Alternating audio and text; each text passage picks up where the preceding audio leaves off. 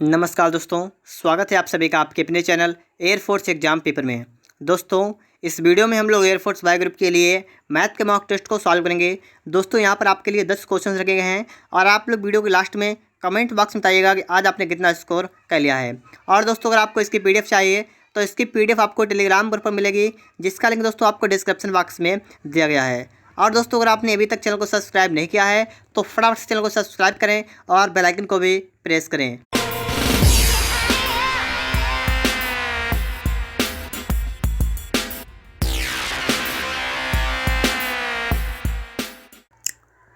देखिए दोस्तों, question number एक त्रिभुज के कोण x + 5, 2x - 3 और 3x + 4 हैं।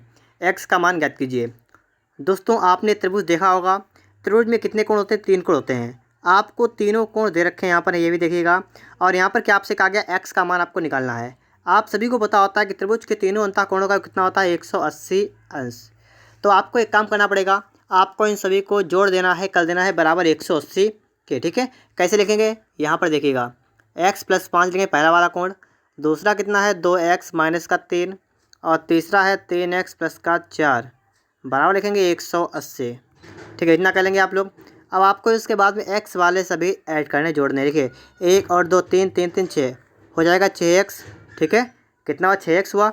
और यहाँ पर देखिए दोस्तों, 5 और 4 9, मैंने आपको क्या दिखाया, 5 यहाँ पर आइए। ठीक है, 5 से 3 गए 2 और 2 4 6, तो आपका दोस्तों यहाँ पर कितना आएगा, 6 बराबर 180। ठीक है, आगे देखें दोस्तों, 6x आपका हो गया 174 आएगा यहाँ पर, और x का मान आपका आएगा 174/6। अब दोस्तों, आपको यहाँ पर x का मान निकालना है तो क्या करना पड़ेगा, 6 × 6 6 दूनी 12 बचा 5 6 9 54। तो आपका दोस्तों राइट आंसर हुआ 29। ऑप्शन नंबर सी वाला यहाँ पर करेक्ट आंसर हो जाएगा दोस्तों, यहाँ पर 29। ठीक है दोस्तों, ऑप्शन नंबर सी वाला यहाँ पर राइट आंसर होगा 29। नेक्स्ट क्वेश्चन दोस्तों यहाँ पर देख लेते हैं हम लोग। क्वेश्चन नंबर दूसरा यहाँ पर क्या लिखा हुआ है, इसे भी यहाँ पर दोस्तों पढ़ लीजिएगा। ठीक है, लिखा हुआ है दोस्तों यहाँ पर कि यदि 2 की पावर x + 3 = 32 तो 3 की पावर x + 1 का मान ज्ञात कीजिए। तो यहाँ पर आप देखेंगे लिखा है 2 की पावर x + 3 बराबर, यहाँ पर दोस्तों आप देखेंगे 32 लिखा है। 32 को लिख क्या सकते हैं, देखिए यहाँ पर 2 से काटेंगे 16 बन जाएगा, 2 से काटेंगे 8, 2 से काटिए 4, 2 से काटेंगे 2, 2 से काटेंगे 1। तो आप यहाँ पर देख सकते हैं आपका है 2 की पावर 5। कितना है? 2 की पावर 5। तो यहाँ पर दोस्तों आपको यही काम करना पड़ेगा, लिखना पड़ेगा 2 की पावर 5। तो यहाँ से दोस्तों आपको क्या करना है, इसका आधार 2 है, इसका आधार 2 है, तो आपको 2 हटा देना है। आपको लिखना है सिर्फ x + 3 = 5। तो यहाँ से आप देख सकते हैं x कितना आएगा, यहाँ पर x आएगा आपका निकल के 2। ठीक है, x का मान दोस्तों यहाँ पर आपने देखा है कितना आया, 2 निकल के आया। आपसे कहा गया इसका मान ज्ञात कीजिए, तो हम लिखेंगे यहाँ पर 3 की पावर और लिखा है x + 1, तो x की जगह पर 2 + का 1, तो 3 की पावर 3 का मान आपसे पूछा कितना होगा, 27। ठीक है, 27 होगा। ऑप्शन नंबर दोस्तों यहाँ पर ए वाला करेक्ट आंसर होगा, यहाँ पर 27। उम्मीद करता हूँ दोस्तों आपको सवाल समझ में आ गया होगा। चलते हैं दोस्तों नेक्स्ट क्वेश्चन पर। हमारे लिए आ चुका है क्वेश्चन नंबर 3। यहाँ पर दोस्तों देखा है, एक पिता अपने पुत्र से आयु में 3 वर्ष बड़ा है। 8 वर्ष पहले पिता की आयु पुत्र की आयु की 5 गुनी थी। पुत्र की वर्तमान आयु ज्ञात कीजिए। तो दोस्तों आपको एक तरफ लिखना है पिता, क्या लिखना है, पिता, एक तरफ लिखना है पुत्र। ठीक है, पिता और पुत्र पहले पढ़ेंगे हम लोग। करा है, एक पिता अपने पुत्र से आयु में 3 गुना बड़ा है। एक पिता जो है अपने पुत्र से 3 गुना बड़ा है, तो मतलब पिता की आयु 3 तो पुत्र की आयु 1, इस प्रकार से। ठीक है, अनुपात अगर निकालेंगे तो क्या आएगा, 3 और 1 का अनुपात आएगा, क्योंकि कह रहा है पिता जो है पुत्र से 3 गुना बड़ा है। कह रहा है दोस्तों 8 वर्ष पहले पिता की आयु पुत्र की आयु की 5 गुनी। कब की बात करिए, 8 वर्ष पहले की बात हो रही है। ठीक है, 8 वर्ष पहले की दोस्तों यहाँ पर बात हो रही है। और क्या बात हो रही है कि पिता की आयु थी वो पुत्र की आयु की 5 गुनी थी, मतलब पिता 5 तो पुत्र 1। ठीक है, इस प्रकार से इनकी आयु थी। दोस्तों इतनी बात तो आपके समझ में आ गई होगी। ठीक है, मैं यहाँ पर x नहीं मानूंगा। ठीक है, डायरेक्ट लगाऊंगा यहाँ पर, देखिएगा आप लोग समझ लीजिएगा, मेरे इस फार्मूले को आप लोग समझ सकते हैं। ठीक है, यहाँ पर दोस्तों आप देखेंगे कि इन दोनों में कितने का अंतर है, 3 और 1 में कितने का अंतर है, 2 का अंतर है। कितने का अंतर है, 2 का अंतर दोस्तों यहाँ पर है। मेरी बात को समझिए, पहले आप देखेंगे 3 से 1 गया बच्चा 2, 2 का अंतर हो रहा है। दूसरे में कितने का अंतर है, देखिए यहाँ पर अंतर है 2 का, यहाँ पर अंतर कितने का, 4 का अंतर है। ये बात तो आपके समझ में आ रही होगी, अंतर कितना है, 2 का, वहाँ पर 4 का है। तो आपको क्या करना है, इन 4 से गुणा इधर करनी है और इस 2 से गुणा इधर करनी है। तो मैंने दोस्तों आपको क्या बताया है कि इसका अंतर करेंगे, 3 से 1 गया 2, तो 2 से गुणा नीचे वाले में इसमें कर देंगे। ठीक है, इस प्रकार से। और उसी प्रकार दोस्तों यहाँ पर देखेंगे कि 5 और 1 में कितने का अंतर है, 4। तो हम क्या करेंगे, 4 से गुणा इधर करेंगे और 4 से गुणा इधर कर देंगे। अब आपके ये बात समझ में आ गई होगी। अब दोस्तों इसका अगर अंतर निकाल के देंगे तो देखिए दोस्तों यहाँ पर दोस्तों देखेंगे कितना हो गया, ये वाला दोस्तों कितना होगा, ये वाला दोस्तों कितना होगा 3 चौको 12 और ये वाला कितना होगा 10। तो इसका अंतर आ गया आपका 2। इसी प्रकार दोस्तों यहाँ पर देखिए 4 एकन 4 2 एकन 2, तो यहाँ पर भी 2 आएगा। तो आपका अंतर निकल कितना आ गया 2। लेकिन दोस्तों आपको यही अंतर देखना है, कह रहा है कि पहले वर्तमान वाली ये है, ठीक है, 8 वर्ष पहले इतनी आयु थी, तो इसका अंतर आपका बता दिया है 8, ठीक है। 2 की वैल्यू आपको दे रखी है 8, तो यहाँ से आप 1 की वैल्यू निकालेंगे, आएगी निकल के 4। 1 की वैल्यू दोस्तों यहाँ निकल के आई 4। अब आपको देखना है, पूछा क्या गया, पुत्र की वर्तमान आयु क्या है। पुत्र की वर्तमान आयु आपसे पूछी गई है। पुत्र की वर्तमान आयु है 1 गुणा 4 मतलब 1 गुणा 4, ये पुत्र की वर्तमान आयु है, ठीक है। तो कितनी आएगी 4 एकन 4, तो यहाँ पर देखिए 4 ये हो गई, तो यहाँ देखिए 1 की वैल्यू 4, तो 4 की वैल्यू कितनी होगी 4 गुणा 4, तो कितनी होगी 16 वर्ष। इस प्रकार दोस्तों आपका ऑप्शन नंबर सी वाला करेक्ट आंसर होगा 16 वर्ष, ठीक है। ऑप्शन नंबर सी वाला यहाँ पर राइट आंसर हो जाएगा। चलते हैं नेक्स्ट क्वेश्चन पर। यहाँ पर देखिए क्वेश्चन नंबर 4, एक दुकानदार किसी वस्तु के अंकित मूल्य पर 10% की छूट देने के बाद 20% का लाभ कमाता है। यदि अंकित मूल्य 500 रुपये है, उस वस्तु का क्रय मूल्य ज्ञात कीजिए। दोस्तों यहाँ पर आपको देखना है, मैं आपको एक सिंपल सा फॉर्मूला बताऊँगा। अगर आपको सवाल में क्या दे रखा हो, अगर आपको सवाल में डिस्काउंट दे रखा हो, प्रॉफिट दे रखा हो, यहाँ पर देखिए छूट, यहाँ पर लाभ, तो इसके लिए एक फार्मूला होता है, ठीक है। तो फार्मूला क्या होता है, फार्मूला होता है CP निकालेंगे और MP निकालेंगे। CP अनुपात MP निकालते हैं। तो CP निकालने के दोस्तों हम फार्मूला लगाते हैं, क्या लगाते हैं, हम लगाएंगे दोस्तों 100 माइनस D। इसके लिए क्या लगाएंगे 100 प्लस P। मेरी बात आपकी समझ में आ रही होगी। मैंने आपको क्या बताया है, इसके लिए फार्मूला होता है 100 माइनस D, इसके लिए होता है 100 प्लस P। तो यहाँ पर देखेंगे दोस्तों हम लोग यहाँ पर कि पहले डिस्काउंट कितना हो रहा है, 10% छूट दे रहा है, तो 100 से 10 गए कितना बचेगा, 90 बचेगा यहाँ पर। और आगे देखेंगे दोस्तों 100 प्लस P, तो 20, तो मतलब 120 आएगा। कितना यहाँ पर हो गया, CP अगर 90 है तो MP कितना 120 है। अब आपसे कह रहा है अंकित मूल्य 500 रुपये हो, तो यहाँ पर बस थोड़ी बात समझने वाली है। अंकित मूल्य 500 रुपये हो, अंकित मूल्य कितना 120, इसका मतलब दोस्तों ये है कि 120 का आपको है 500। कह रहा है अंकित मूल्य 500, तो 120 का मान है 500। तो दोस्तों यहाँ से अगर आप चाहें तो निकाल सकते हैं। देखिए 0 से आपका 0 कैंसिल हुआ, ठीक है। आपका यहाँ पर कितना हो गया है, आपका दोस्तों यहाँ पर 1 हो जाएगा बराबर, 1 की वैल्यू हो जाएगी दोस्तों 50/12। आपके बात समझ में आ रही होगी। आपको निकालना है क्रय मूल्य, मतलब 90 की वैल्यू निकालनी है। तो 90 की निकालने के लिए क्या करेंगे 50, ठीक है। देखिए दोस्तों यहाँ पर लिखेंगे दोस्तों 50/12 गुणा 9, ठीक है, इतना आप कर लेंगे। अब आपको यहाँ पर इसे सॉल्व कर देना है, ठीक है, 90 करना है, ठीक 90। अब दोस्तों इसको आपको सॉल्व करना है, तो सॉल्व करें फटाफट से। 4 3 12 और 4 से काटेंगे, काटिए 4 से दोस्तों, नहीं कटेगा, ठीक है। तो बैक कर लेते हैं हम लोग, ठीक है, 2 से काट लेंगे, 2 6 12 और देखिए 2 से जाएगा 25 बार, ठीक है, 25 जाएगा। 6 से काटेंगे तो देखिए 6 1 6 और कितना 3 6 35, तो आपका दोस्तों आया 25 गुणा 15। तो यहाँ पर हल करेंगे, 15 अपना 75 का 5 हाथ से लगा 7, 15 दूनी 23 7 37। तो आपका दोस्तों यहाँ पर राइट आंसर आएगा ऑप्शन नंबर बी वाला, ठीक है दोस्तों, 375 यहाँ पर राइट आंसर हो जाएगा ऑप्शन नंबर बी। दोस्तों वीडियो को लाइक कर दीजिएगा, चैनल को सब्सक्राइब भी करिएगा और इस वीडियो को अपने दोस्तों के पास शेयर भी कर दीजिएगा। अगर दोस्तों आपको इसी प्रकार के और भी मॉक टेस्ट चाहिए तो आप लोग चैनल की प्लेलिस्ट में जाइएगा और वहाँ से आकर आप सही वीडियो देख सकते हैं, जिससे दोस्तों आप लोग पेपर में अच्छा स्कोर कर पाएंगे। नेक्स्ट क्वेश्चन दोस्तों आपके लिए यहाँ पर आ चुका है, क्वेश्चन नंबर 5। यहाँ पर देखिए दोस्तों, कह रहा है एक संख्या को पहले 10% बढ़ाया गया, फिर 20% बढ़ाया गया, मूल संख्या में कुल कितनी वृद्धि हुई।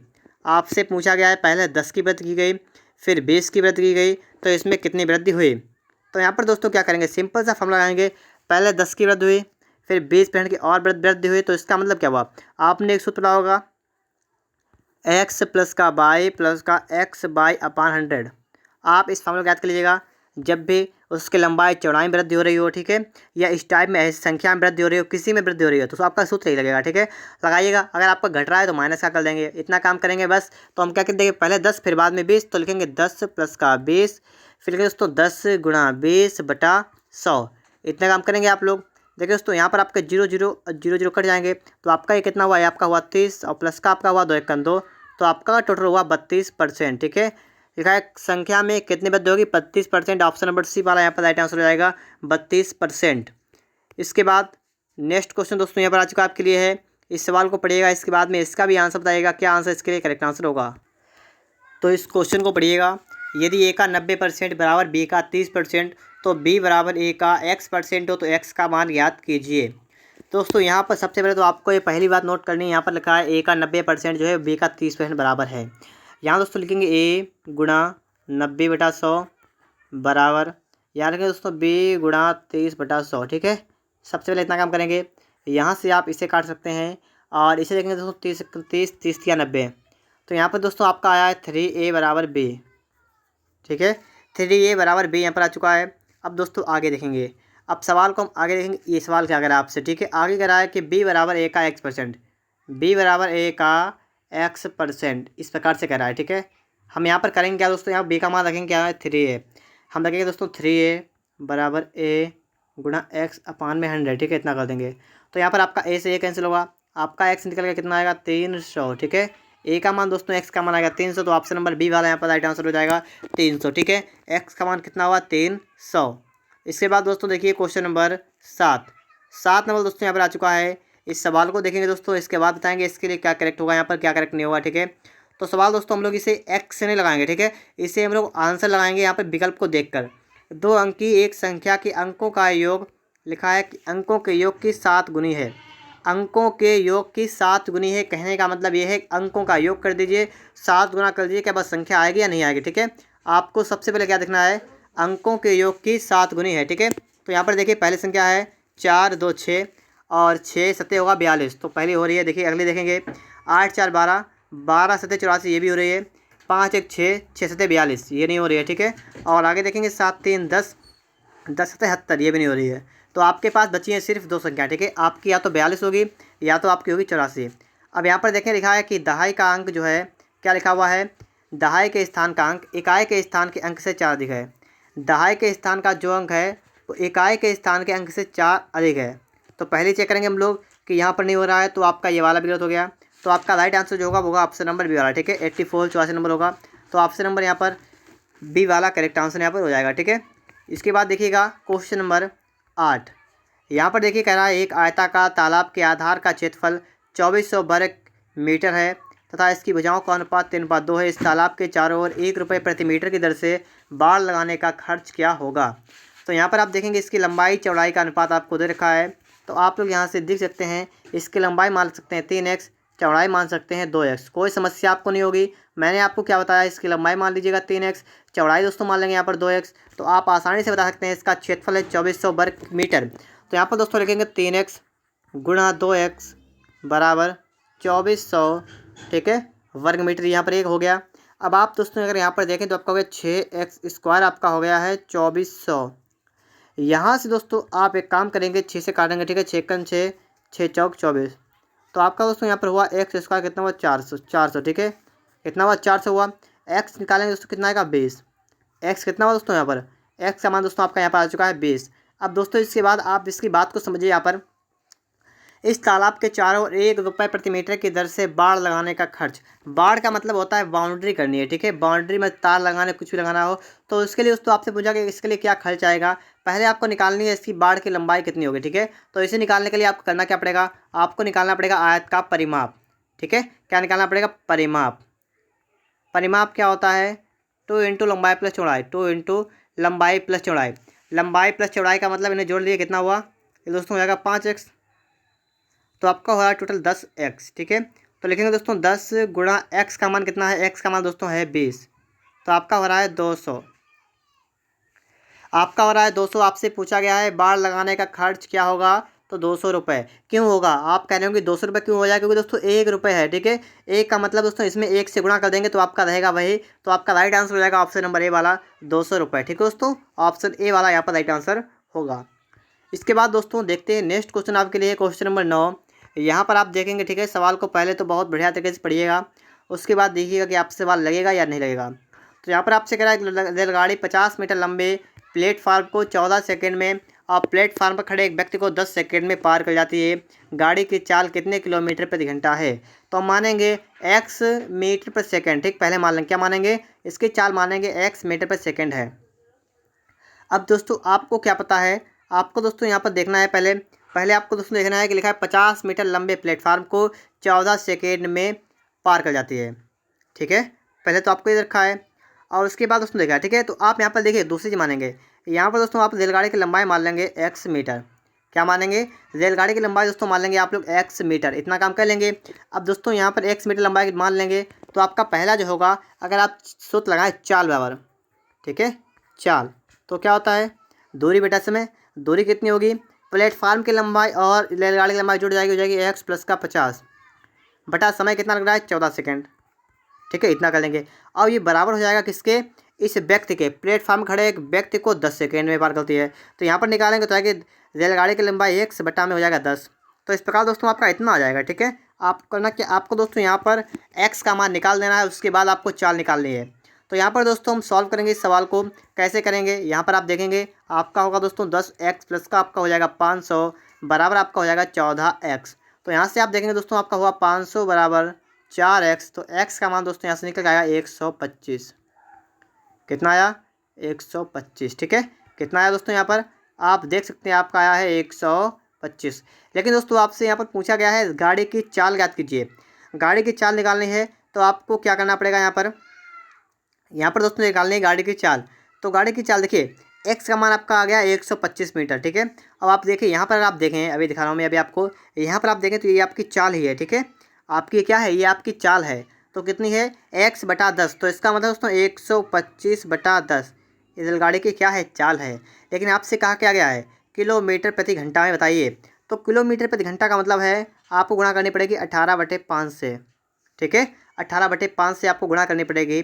तो आप यहाँ पर समझ सकते हैं दोस्तों, यहाँ पर हम लोग क्या करेंगे, यहाँ पर दोस्तों हम लोग एक काम करेंगे, देखिएगा 5 से काट देंगे, ठीक है। ये दोस्तों आएगा 25 पंचे 105 25 आएगा, ठीक है, 25 बार।